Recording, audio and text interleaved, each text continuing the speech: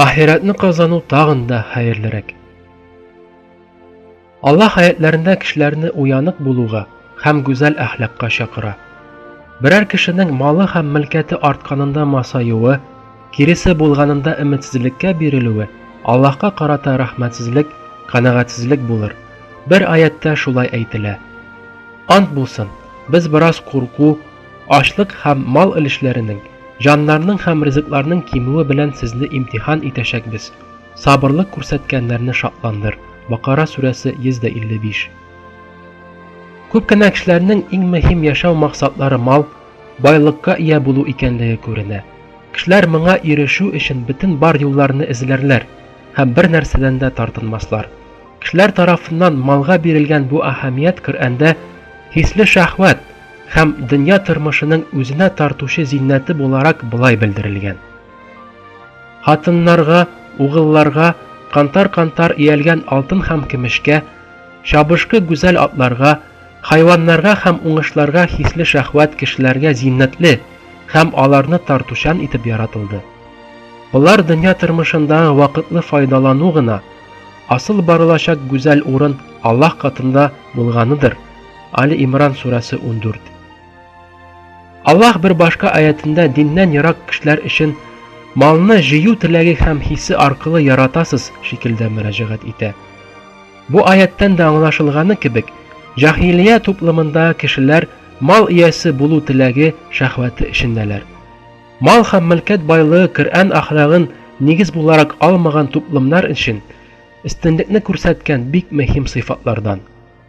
Bu yalgış model boyunca bay bulganlara hürmet көрсәтелер, ahamiyet verilir. Kişiler tilegen baylıkka iya bulganlarında bik büyük kişke iya bululaların uylarlar. Bu karaş sebeple her kim en alda bik bay bulurga tiler. Cahiliye kişilerinin malga hem baylıkka bu kadar berilgen buluları özü bilen birge gımirleri boyunca kazanganların yuvaltı korkuunda getirir.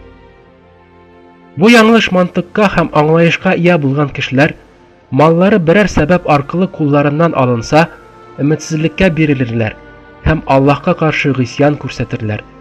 Mallarının əzəyi şınlıkta sınav bulganlığından bütünley gaflette bulganları için büyük zararga düşer bulunun hasretin yaşarlar. Yoğsa Allah Kur'an'da Hadid suresinin 23. ayetinde iman getirgen kullarından çıkanları, yuvaltılgan nerseleri için birşu tıymavların hem özlerine verilgen nimetler sebeple de artığından uzunıp masaymavların emir etken. Dünya tırmışının imtihan uğrunu buluğuna hem imtihan itilgenine düşünmeyen kişi, malı bir vakit kulundan alınıvında nersege tab bulganından şaşırıp, özün negatif hem gısyan rəvişte tutışı bik mümkün. Dinden yarak kişiler mal yuvaltını bu bızık karaş arkalı beylegenleri sebeple, bu vakıgalarının hayırlıga hem yakışıga bulmavın düşünürler.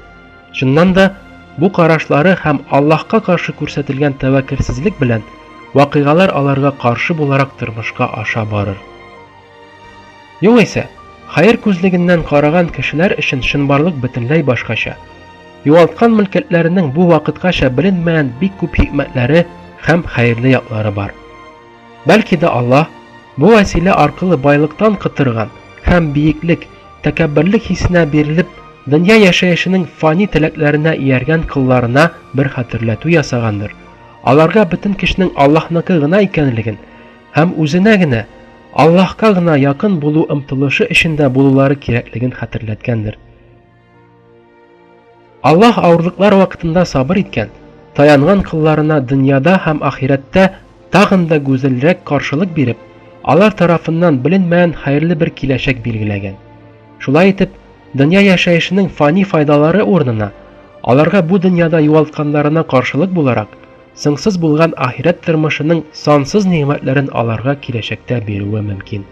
Elbette ki, birer şağıştırı yasalsa, sansız ahiret nimetleri tağın da hayırrek buluwe bik aşık.